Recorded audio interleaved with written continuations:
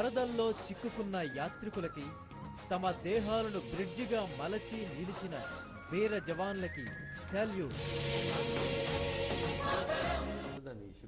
ఉత్తరాఖండ్ వ్యవహారంలో ప్రస్తుతం రాజకీయంగా జరుగుతున్నటువంటి విమర్శలు ప్రతి విమర్శలకి కారణం ఏంటి? నిజంగా ప్రభుత్వ నిర్లక్ష్యమా లేదా విపక్షాల మీద ప్రభుత్వం చేస్తున్నటువంటి ఎదురుదాడా? ఈ అంశానికి సంబంధించి చర్చలో పాల్గొన్న ప్రస్తుతం మనతో లక్ష్మణ్ గారు, మీకేమనిపిస్తుంది మొత్తం ఇష్యూలో చూసినాం? ఈ ప్రకృతి వైపరీత్యం వల్ల ఒక ప్రళయం జరిగింది. అంటే హిందువులు ఒక పవిత్రమైనటువంటి ఒక భావనతో భక్తి శ్రద్ధలతో వెళ్ళేటువంటి వాళ్ళకు అక్కడ అరకుల సౌకర్యాలు అంటే ఇంత ప్రళయము ఊహించినది కాదు. అయినప్పటికీ కూడా మొదటగా ప్రభుత్వం స్పందించి మొదటి 2-3 రోజుల్లో వారికి ఉపశమనం కల్పిస్తుంది. యాత్రికులు వరదల్లో చిక్కిపోయిన వాళ్ళు, లేకపోతే గత 3-4 రోజులుగా బస్సుల్లో ప్రయాణం చేసే వాళ్ళు వరదల్లో చిక్కిపోయి వాళ్ళకు తిండి లేక, వాళ్ళకు భద్రత లేక మనం అంతా కూడా కకావికలమైపోయేటువంటి సందర్భంలో ప్రభుత్వం ఏదైనా మనోధైర్యాన్ని కల్పించే పరిస్థితి వస్తుంది ఆశించాం. 2-3 రోజులు వాస్తవంగా రాజకీయాలు మాట్లాడకూడదు, రాజకీయంగా విమర్శలు చేయకూడదు అనేటువంటి ఆలోచనతో ఉన్నాం. కానీ దురదృష్టం ఏంటంటే అందులో వెళ్ళినటువంటి యాత్రికుల్లో మన రాష్ట్రానికి సంబంధించిన తెలుగు వాళ్ళు కూడా కొన్ని వేల మంది ఉన్నారు. మరి ఇక్కడ కాంగ్రెస్ ప్రభుత్వమే, ఎక్కడ కాంగ్రెస్ ప్రభుత్వమే. ఏదో ఫోన్లలో సంభాషణలు చేసి వాళ్లకు ఉపశమనం కల్పిస్తామంటే అది ఎంతవరకు సబబు మనం చూస్తాం. దురదృష్టం ఏంటంటే ఆంధ్రప్రదేశ్ భవన్, ఏపీ భవన్ అంటే తెలుగు వాళ్ళ కోసం ఉన్న భవన్ ఏదో కష్టపడి యాతన పడి చివరికి ఢిల్లీకి వచ్చి చేరుకుంటే వాళ్ళని నేల మీద పడుకోబెట్టడము, కనీసం వాళ్ళకు సరైన ఆహారం కల్పించకూడదు. ఇంత దారుణం అంటే మానవీయత లోపించి వ్యవహరించడం. అంటే ప్రభుత్వము పాలకులు అంటే ఇంత పెద్ద ఎత్తున సంఖ్యలో ప్రజలు బాధపడుతుంటే ఒక భక్తి శ్రద్ధలతో పోయేటువంటి యాత్రికులకు భక్తులకు వారికి నిజంగా ఏదైనా ఉపశమనం కల్పించాల్సి పోయి అధికారులు కూడా ఏపీ భవన్ ఆధారంగా వ్యవహరించడం ఏంటి? ఏపీ భవన్లో రూములు ఖాళీలు ఉన్నప్పటికీ కూడా నేనేమంటానంటే ప్రభుత్వం అంటే ఈ విధమైనటువంటి చాలా తాత్సారం చేయడం అనేది ఏమాత్రం సబబు కాదు. ఏదో ఏపీ భవన్కి వెళ్ళి మంత్రులు వెళ్ళి పరామర్శించడం, ఇక్కడ నుంచి రాష్ట్రం నుంచి మంత్రులు వెళ్ళి పరామర్శించడం, బాధితులు యుద్ధ ప్రాతిపదికన వాళ్ళని తరలించే ప్రయత్నాలు చేయడము, లేదా మన రాష్ట్రానికి తీసుకొచ్చే ప్రయత్నాలు చేయకుండా వాళ్ళ దగ్గర డబ్బులు లేవు, అంతా నష్టపోయారు, వాళ్ళ తోటి వాళ్ళు కుటుంబ సభ్యులు కోల్పోయినారు, అంత మరి బాధాతప్త హృదయాలతో ఉంటే ఇవాళ నరేంద్ర మోడీ గారు గుజరాత్ ముఖ్యమంత్రి ఒక ముఖ్యమంత్రి హోదాలో అక్కడికి ఉటావుటిన వెళ్ళి ఒక 2 రోజులు ఐఏఎస్ ఆఫీసర్లను ఐపీఎస్ ఆఫీసర్లను తీసుకెళ్లి తన రాష్ట్రానికి సంబంధించిన వ్యక్తులను అక్కడి నుంచి తరలించే ప్రయత్నించారు. ప్రభుత్వం డబ్బుతో ప్రభుత్వం సహాయంతో అధికారులు ఉన్నారు కాబట్టి ఒక కస్టడియన్గా ఆ ప్రయత్నించారు. మరి ఆ రకంగా చేస్తే మరి మన మంత్రులకు కానీ మన ముఖ్యమంత్రి కానీ లేకపోతే మా ప్రభుత్వాన్ని కానీ అక్కడున్న కాంగ్రెస్ ప్రభుత్వాన్ని కానీ కనీసం మానవీయత లేకుండా పోయడం అనేది చాలా స్పష్టంగా ప్రజలు గమనిస్తారు. నేను రాజకీయంగా విమర్శలు చేయదలుచుకోలేదు, కానీ సరైనటువంటి వాళ్ళకు సదుపాయాలు కల్పించి తీసుకోవాల్సిన బాధ్యత మన మీద ఉంది.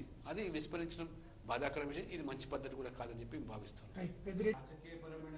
కాదు కానీ ఎందుకంటే 10 రోజులు జరిగిన తర్వాత బాధ, మనుషుల్లో ఉండే బాధ అంటే తపన కళ్ళ ముందు కనబడుతుంది. ఇంత విపత్తు అంటే ప్రభుత్వానికి ఒక యంత్రాంగం ఉంది, వ్యవస్థ ఉంది, వాళ్ళ దగ్గర డబ్బు ఉన్నది, ఇన్ని ఉండి కూడా ఏమి చేయలేని నిస్సాయ స్థితిలో ఉంటే ఆ నిస్సాయంగా ఉన్నటువంటి వాడి వేదన ఎంత ఉంటుందో మనం అర్థం చేసుకోండి. అంటే ఇవాళ ఒక భక్తి భావంతో పోయేటువంటి హిందువులు వేల సంఖ్యలో పోయి ఇంత చిన్న చూపు ప్రభుత్వానికి ఇది వాళ్ళు ప్రశ్నిస్తున్నారు. ప్రజలు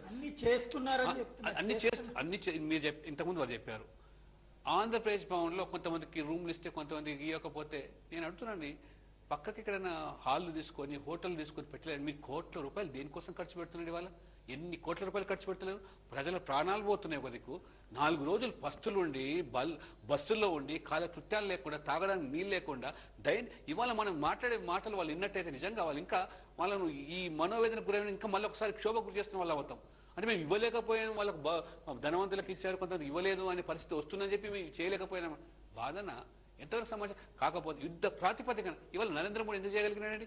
ఒక 2 రోజుల్లో వేల మందిని షిఫ్ట్ చేయగలిగినాడే. ఒక ప్రభుత్వం ముఖ్యమంత్రిగా ఉన్నాడు కాబట్టి, హోదా ఉంది కాబట్టి, యంత్రాంగం ఉంది కాబట్టి చేయగలరు. ఒక వ్యక్తిగా చేయలేదు ఆయన. ఇవాళ మీరు అధికారులు ఉన్నారు, ప్రజలు మిమ్మల్ని నమ్మి ఓట్లు వేసినారు, మాకేదో మేలు జరుగుతుంది అనేటువంటి ఆలోచన ఉంటాయి. కానీ ఆపదలో ఉన్నప్పుడు కూడా ఆదుకోకపోతే అది ప్రభుత్వం అంటారా, పాలకులు అంటారా? దీన్ని రాజకీయంగా మీరు చూడకండి. మీరు నిజంగా యుద్ధ ప్రాతిపదికన అక్కడ వెళ్ళి, నేను ఒక ఉదాహరణ చెప్తానండి. మొన్న ఆస్ట్రేలియాలో ఇటువంటి వరదలు సంభవిస్తే ఆస్ట్రేలియా ప్రధానమంత్రి స్వయంగా వెళ్ళి అక్కడ వాళ్ళ లగేజ్ మోసి వరదల్లో నీళ్లలో బురదల్లో తీసుకొచ్చిన ఉదంతాలు మీ టైమ్స్ లో చూసినండి.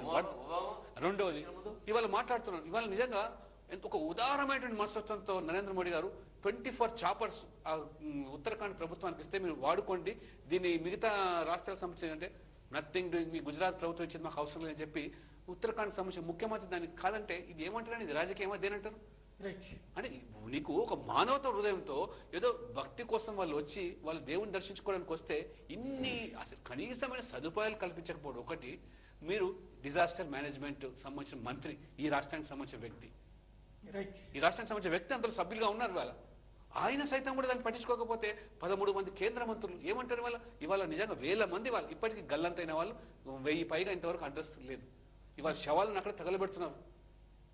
అంటే ఎవరు కనీసం ఆచూకీ తెలియకుండా దొరికినటువంటి శవాలు ఎవరు తెలియకుండా అంత హృదయ విదారకమైన సంఘటనలు మనం చదువుతుంటేనే చూస్తుంటేనే పత్రికల్లో ఇంత బాధ అనిపిస్తుంటే మనం దాన్ని పట్టుకొని వాళ్ళ చేయలేని పని నిశ్చయితం మాకు అనుభవం లేదు, గతంలో ఇటువంటి విపత్తు మేము చూడలేదు, చేయలేకపోయినాం అనేటువంటి దీన్ని కూడా మీరు ఒక ఈ విధమైనటువంటి ధోరణి ముఖ్యమంత్రి కానీ ప్రభుత్వం మంచిగా 10 రోజుల తర్వాత ఇవాళ వెళ్ళడం ఎన్నిసార్లు ముఖ్యమంత్రి ఢిల్లీకి వెళ్తాడు మీ అధిష్టానం కలవడానికి? ఢిల్లీ నుంచి ఖచ్చితంగా 2 రోజుల్లో ఈ ఇష్యూలో కొంచెం వాన తెరిపియగానే ముఖ్యమంత్రితో పాటుగా బృందం అంతా స్వయంగా వెళ్ళి ఒక్క గుజరాతీ కూడా అక్కడ వరదల్లో చిక్కుకునిలేరు. వాళ్ళందరినీ వెంట పెట్టుకుని ఏ ఏరియాల్లో ఒక గుజరాతీ కుటుంబం ఉంటే గనక వాళ్ళు వచ్చేసిన ప్లేస్ లో ఎక్కడున్నారో ఎతుక్కుని వాళ్ళని పికప్ చేసుకోవడం, మొత్తం ఒక 70 బస్సులు పట్టుకుని ఒక 2 జంబో విమానాలు తీసుకుని ఒక మొత్తం చెక్మన్ తీసుకుని వచ్చేస్తే ఇక్కడ మన ప్రభుత్వం ఏపీ భవన్ దగ్గర కూర్చుని గుజరాత్ లో ఉన్నోళ్ళు లేకపోతే ఉత్తరాఖండ్ లో ఉన్నోళ్ళు మన దగ్గరికి పంపిస్తే వాళ్ళ దోవన వాళ్ళు వస్తే అప్పుడు ఇక్కడ పంపించడానికి రైలు వెనకాల కోచ్ ఏర్పాటు చేశామని చెప్తే ఇది కరెక్ట్ పద్ధతి. నుండి వెళ్ళిన ఒక్క అధికారి గురించి కూడా ఒక అధికారి గాని ఒక మంత్రి గారు గాని మమ్మల్ని దగ్గరుండి తీసుకొచ్చి బస్సు ఎక్కిచ్చారన్నటువంటి పాయింట్ ఒక్క బాధితుడు చెప్ప. ఈ వెళ్ళిన అధికారులు ఎక్కడ కూర్చున్నారో ఉన్న బాధితులకి తెలియదు. బాధితుల దగ్గరికి అధికారులు వెళ్ళారు మిగతా రాష్ట్రాలకు సంబంధించిన వాళ్ళు, ఇక్కడ వాళ్ళు బాధితులు అధికారులు ఎత్తుక్కుంటూ ఎక్కడ తిరుగుతారు అక్కడ.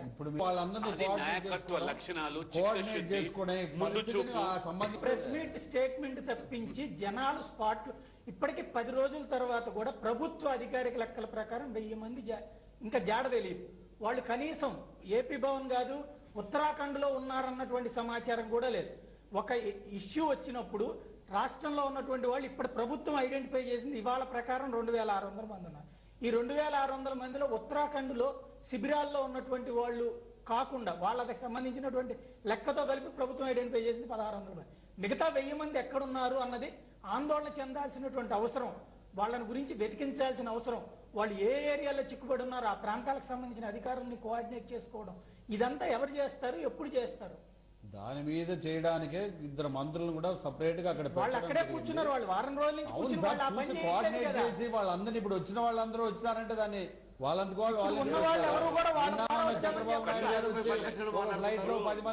కళ్ళ ముందు నీళ్లు దొరకక చనిపోయిన కొడుకు ఉదంతం మేము పత్రికలు చూసాం. కళ్ళ ముందు నీళ్లు 4 నుంచి నీళ్లు లేవని చెప్పి ఎంత ఆకులు నులిమి తాగిపించాము, గుడ్డలు పిండి అంటే కనీసం ఈ సదుపాయాలు కూడా ప్రభుత్వాలు ఎంతమంది వచ్చారు చెప్పండి మన రాష్ట్రానికి?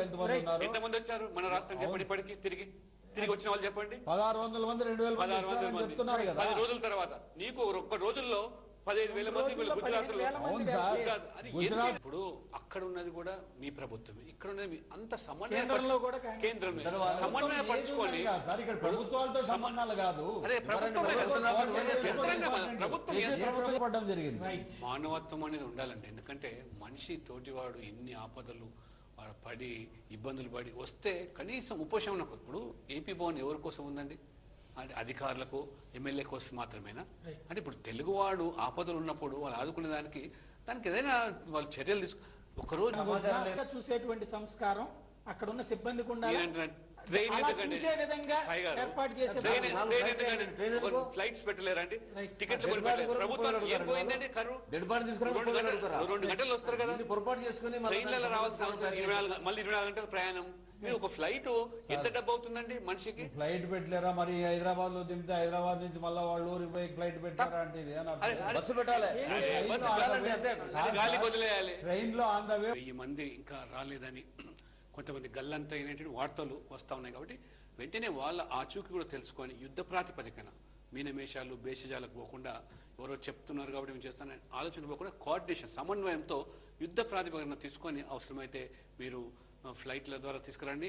అదే రకంగా ఇంకా ఎవరైనా మరి చనిపోయినటువంటి వాళ్ళ కుటుంబాలకు కూడా సమాచారం తెలియజేసి అక్కడ ఉన్న జిల్లా యంత్రాంగం కూడా వీటిని ఒక మానిటర్ చేయకపోయినట్టయితే రొటీన్ యాక్టివిటీలు కాకుండా దీన్ని ఒక సపరేట్ యాక్టివిటీగా తీసుకొని ప్రభుత్వం వెంటనే స్పందించాలి, ఇంకా బాధ్యతాయుతంగా వ్యవహరించాలని చెప్పి మేము సూచిస్తున్నాం. కానీ విమర్శలు చేసి ఏదో దీని మీద లబ్ధి పొందాలా, రాజకీయంగా రేపు 4 ఓట్లు సంపాదించనేది ఆలోచన ఉండాల్సిన అవసరం లేదు, ఉండడం లేదు. ఎందుకంటే యాత్రికులు ఒక భక్తి భావంతో పోయారు, దేవుని కోసం పోయినారు. వాళ్ళు ప్రకృతి వైపరీత్యం వల్ల ఈ అనర్థాలు దారితీసినాయి, ఒక ప్రళయం సృష్టించింది. కాబట్టి తదనంతరమైన సహాయక చర్యల్లో రేపు మెడికేషన్ కానివ్వండి, వాళ్ళ ఆరోగ్య విషయంలో ఇవన్నీ కూడా జాగ్రత్తలు తీసుకోవాలి. అన్ని కావాల్సిన సదుపాయాలు ప్రభుత్వమే బాధ్యత తీసుకొని వాళ్ళు కల్పించాలి. ప్రభుత్వం పని చేయవాడు.